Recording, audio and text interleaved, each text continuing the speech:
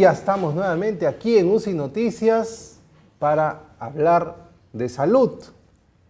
Estamos con el exministro de Salud, Abel Salinas, Jorge Abel Salinas. Tengo la mala costumbre. Yo conocí a tu papá, caminé con tu papá y marché con tu papá, de los leales e incondicionales, Abel. Y un gusto para mí tenerte aquí en el programa.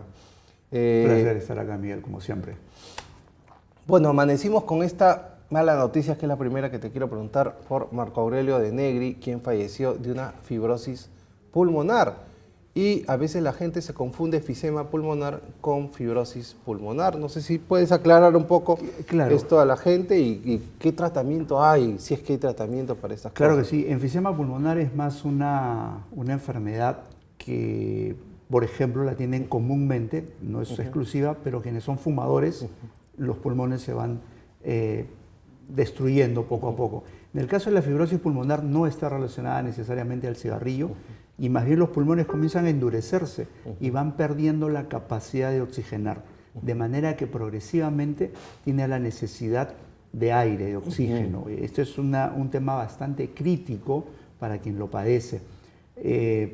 Lamentablemente los tratamientos no suelen ser muy efectivos y la alternativa que se puede ofrecer en aquellos pacientes que tienen fibrosis pulmonar es el trasplante de pulmón. Cosa que lamentablemente todavía en el Perú no es una práctica común. En otros países, y tenemos mucha gente que ha recibido o ha sido sometido al trasplante de pulmón y sobreviven. Creo que los peruanos recordarán hace muy pocos meses a un cantante venezolano, José Luis Rodríguez, que le hicieron un trasplante de pulmón y ha sobrevivido y hasta nuevamente reintegrándose a su vida, digamos, en una forma progresiva. Bueno, una pena. Lamentable. Y además el tratamiento es caro, ¿no? Y ese es otro tema que enfrenta el Estado peruano. Si bien es cierto, tenemos una serie de problemas sanitarios todavía por resolver, enfermedades como dengue, sarampión, que tenemos como amenazas, enfermedades infectocontagiosas. Ya aparecen enfermedades de este tipo que te llamamos no transmisibles y también las enfermedades de alto costo. Y estas enfermedades de alto costo también tienen que verse como una política de Estado, porque lamentablemente enfermedades raras, enfermedades huérfanas, enfermedades de alto costo quedan pues abandonados a su suerte. Y es algo en la que el Estado definitivamente tiene que ir ofreciendo un respaldo en forma progresiva. Son cosas... Hay algunos modelos que podrían utilizarse para esto. Vamos al tema político. ¿Qué pasó con este forado del CIS? No creo que este forado encontraron el hueco el día de hoy. Inclusive me imagino que durante su gestión hubo un problema ahí en el CIS. ¿Qué pasa? ¿Por qué hay una mafia? ¿Por qué se tiran la plata? ¿Y por qué no pasó nada? Sí, no deja de indignarnos a todos los peruanos que los dineros públicos que sirven precisamente para darle, en este caso, salud a los que más necesitados, que son los ciudadanos que tendrían que beneficiarse con el Seguro Integral de Salud, esto no se ha manejado adecuadamente. El sector salud pues no está ajeno tampoco a la falta de transparencia y a temas de corrupción, lamentablemente, esto es muy grave decirlo. Pero además de eso, y más allá de caer en el tema de las persecuciones o anunciar auditorías o anunciar declaratorias de emergencias, ya se hicieron en el CIS, ya se hicieron intervenciones. Yo creo que tenemos que pasar a una propuesta diferente. Y yo creo que el Seguro Integral de Salud en su modelo, en su mecanismo de financiamiento y de ahí en el modelo de gestión y de controles que hay para poder utilizar el dinero público es lo que está todavía para desarrollarse. Yo creo que el kit del asunto está ahí. Cuando existe todo un descontrol, entonces pueden generarse oportunidades de malos manejos, de falta de transparencia, naturalmente corrupción puede existir. Quiero decir que el CIS tiene deudas de diferentes formas. ¿Es insostenible un fondo como el CIS? ¿Cómo hay un presupuesto, me imagino, basado en algo, pero me imagino basado en la proyección de demanda? ¿no? Exacto, yo creo que ahí es donde ha habido el problema. Si bien es cierto, el aporte del gasto público en salud ha mejorado, también es cierto que no ha mejorado lo que le ofrecemos, la oferta de servicios, la calidad de servicios. Ha incrementado muchísimo. Acuérdate que por el año 2006 apenas teníamos 200 y pico de millones de soles en el Seguro Integral de Salud como presupuesto anual. Ahora tenemos más de 2.000 millones de soles en el presupuesto, pero el incremento de los afiliados, por ejemplo, en forma exagerada, se supone que el Seguro Integral debería, en el marco del aseguramiento universal, cubrir primero en un régimen subsidiado a quienes están por debajo de la línea de pobreza. Luego debe ¿Cuántos beneficiarios tiene el SIS tiene más de 17 millones. 17 millones. Y entonces... ¿Cuántos tiene el Seguro Social? Alrededor de 10 o 12 millones, 12 millones de personas. 12 millones. Entonces, el Seguro Social tiene más de 10.000 millones de soles. Mientras ustedes no tienen plata. Ahora, aún así, esto se ha ido acortando, es cierto, porque además existen otras fuentes de financiamiento. Y tal vez el tema va por ahí. ¿Cómo financiamos la salud en el Perú? Es un gran problema.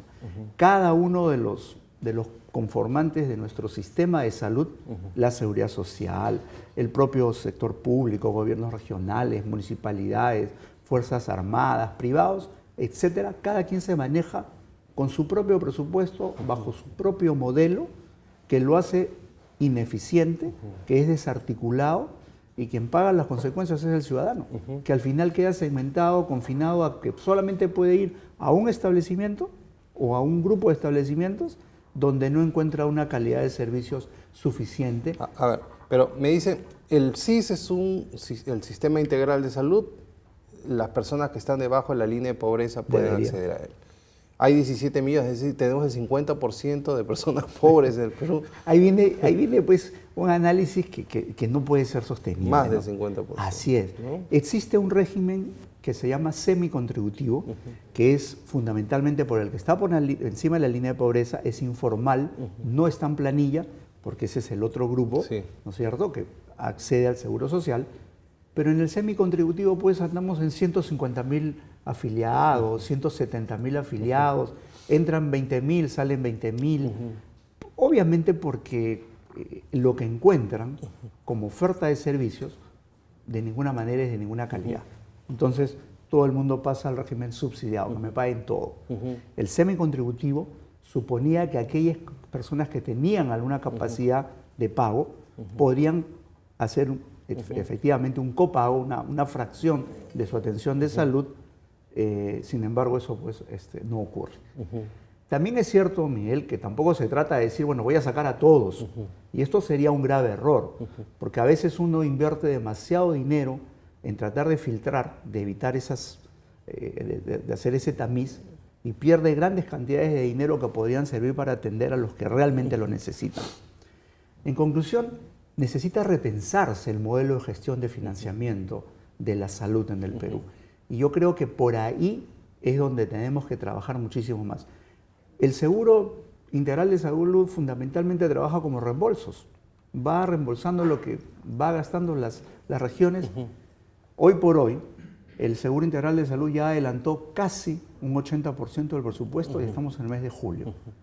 Dentro de 2 o 3 meses vamos a estar enfrentándonos a un reclamo de todas las ejecutoras a nivel nacional, porque se les va a acabar el dinero que ya se les transfirió, que lamentablemente no tiene mecanismos de control adecuados. Sí.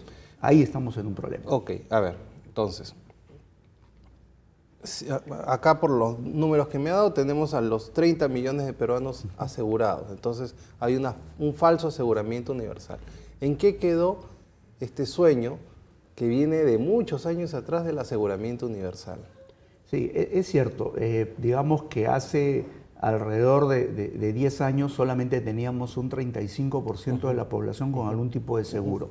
Hoy por hoy tenemos un 75% de la población con algún tipo de seguro. Seguridad social, para el que trabaja y el empresario paga el 9% del sueldo. Y tenemos luego el Seguro Integral de Salud. lamentablemente ha mejorado las personas que tienen algún tema de seguro, pero no han encontrado una calidad de servicios, de manera que no acuden a los servicios y continúa el gasto de bolsillo. La gente prefiere ir, por ejemplo, a los establecimientos de la solidaridad o de la humanidad, o a los privados, rápido, o al chamán, o a la farmacia, a la botica. Es más rápido y más barato. Es más rápido y más barato, porque los servicios no son de calidad. Yo creo que nosotros tenemos que repensar, y este es el momento, porque yo creo que más allá de todo el contexto político, todo lo que está ocurriendo, yo creo que el ciudadano merece, y yo confío naturalmente en que esta es la intencionalidad del presidente Vizcarra, de brindar una salud diferente. Yo creo que esta es la oportunidad de cambiar nuestro sistema de salud, hacer y construir un modelo de salud. No anunciar ninguna reforma, porque eso ya muchos lo han anunciado y queda en el camino. Yo creo que acá hay muchas formas de hacerlo. Yo creo que hay que articular los sistemas de salud a través del modelo de gestión del financiamiento, que creo que hay que repensarlo. Tenemos financiadores potentes en salud, como pueden ser el SIS, como es la propia Seguridad Social.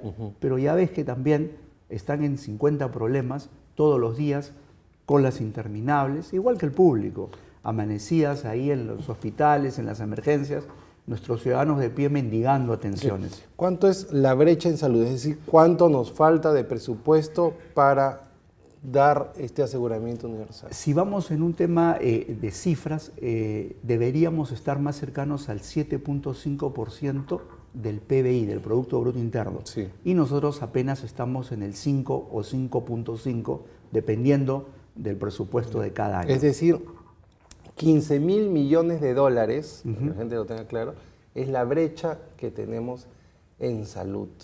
50.000 millones, no, bueno, sí, 50.000 millones de soles aproximadamente. Es decir, lo que piden los maestros para el aumento que deben de tener en los próximos meses, para el próximo año.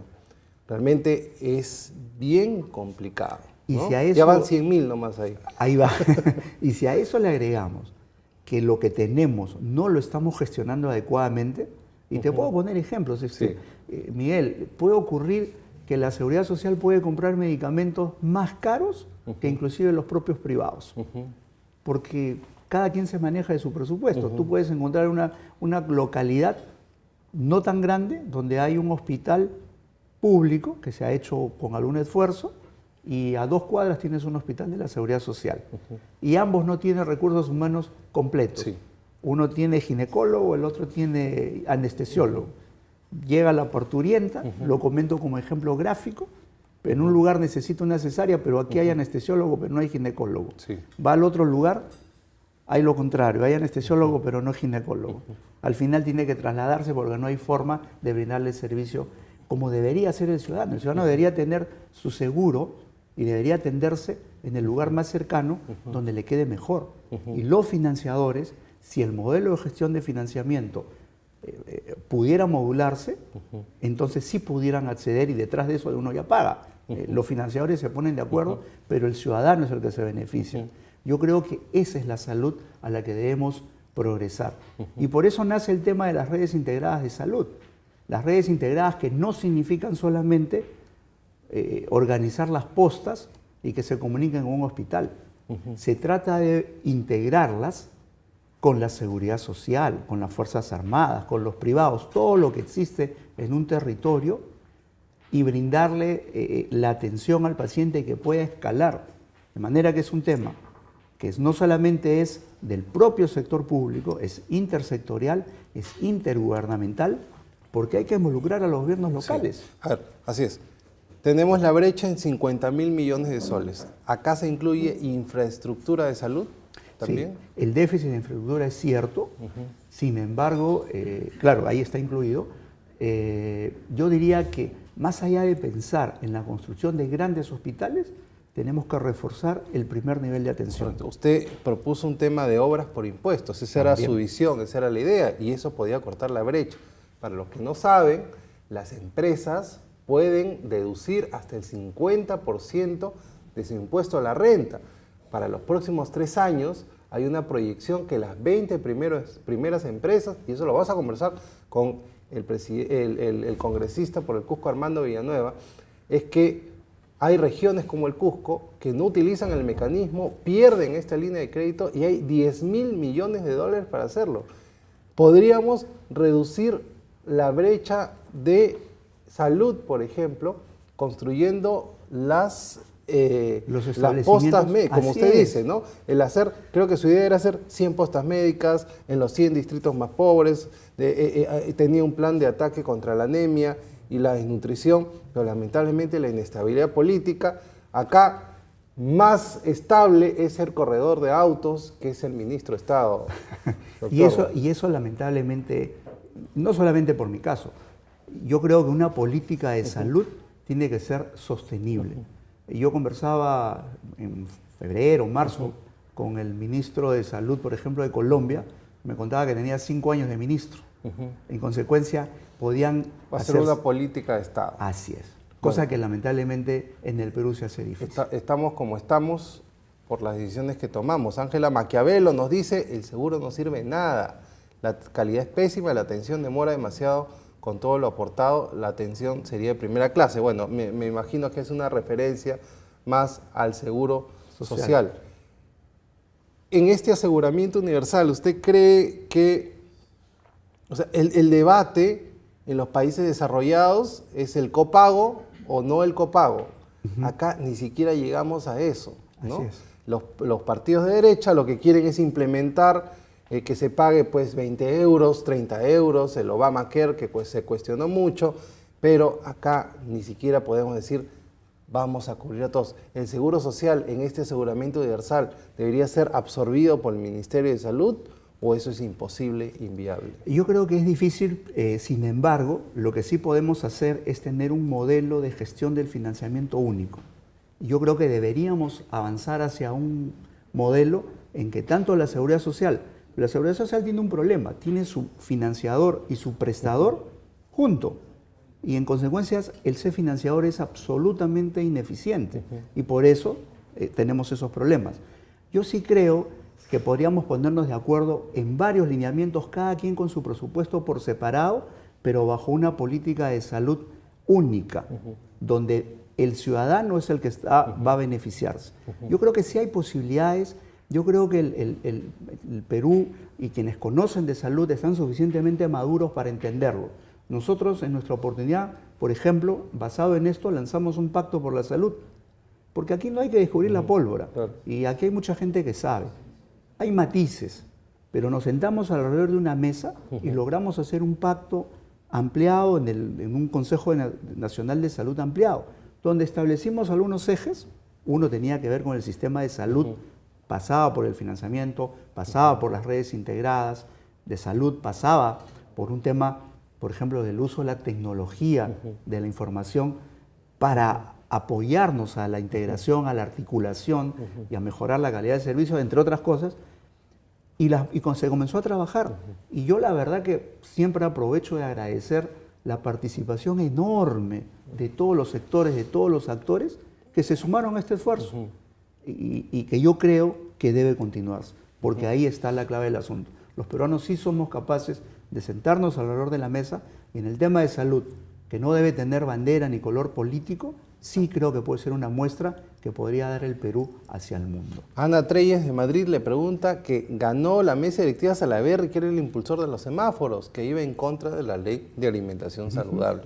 ¿Cuál es su posición al respecto? Bueno, nosotros precisamente, puedo comentarlo ahora, yo tuve la oportunidad de conversar con él en ese momento cuando estábamos discutiendo el tema de los octógonos.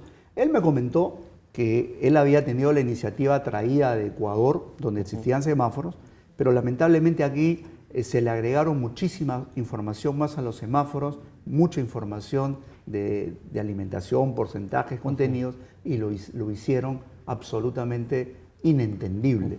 Ni siquiera una persona con formación académica podría haberlo entendido. De manera tal que, por suerte, los octógonos salieron, ya caminan, hay que implementarlos, tenemos plazos, y yo creo que aquí el tema sanitario se impuso. Más allá de un tema político, esto era un tema sanitario. Yo me mantuve al margen de cualquier interés que pudiera haber, digamos, económicos, porque habían grandes empresas detrás de esto, y yo pensé y sostuve que era un tema sanitario, inclusive ni siquiera político. Creo que fue finalmente una buena decisión para el Perú. Doctor, bueno, muchas gracias por estar acá con nosotros. Esperemos que este problema de salud, sin educación, sin seguridad y con una justicia donde Dios sabrá en qué juez cae, ¿no? O en qué fiscal lo investiga, no podemos darle una condición de vida a la gente, no podemos darle seguridad jurídica en el desarrollo y en el acceso a las oportunidades, ¿no? Y creo que la salud, Miguel, puede ser la primera oportunidad de hacer justicia, justicia social. Yo creo que ahí los ciudadanos se pueden beneficiar. Yo creo que esta es la oportunidad. Claro, pero falta billete y no hay mucha creatividad y sin estabilidad es bien difícil, ¿no? Sí, y hay que sentarse a la mesa, hay que conducir, hay que asumirlo con liderazgo, pero yo sí confío en muchos peruanos, en muchos actores, lo viví. Yo creo que sí están decididos a sumarse. Lo que pasa es que hay que sentarnos en la mesa. Aquí no se trata de imponer ni traer fórmulas mágicas. Eso no funciona. Yo creo que es un tema de sentarse. Hay ideas que tenemos claras y que se pueden desarrollar. Ok, doctor, muchas gracias por estar aquí y muy feliz 28 Igualmente, de julio. feliz 28. Bueno, vámonos a un minuto nomás y regresamos con el congresista por Acción Popular de la región Cusco, Armando Villanueva, que va a estar aquí conversando con nosotros en UCI Noticias.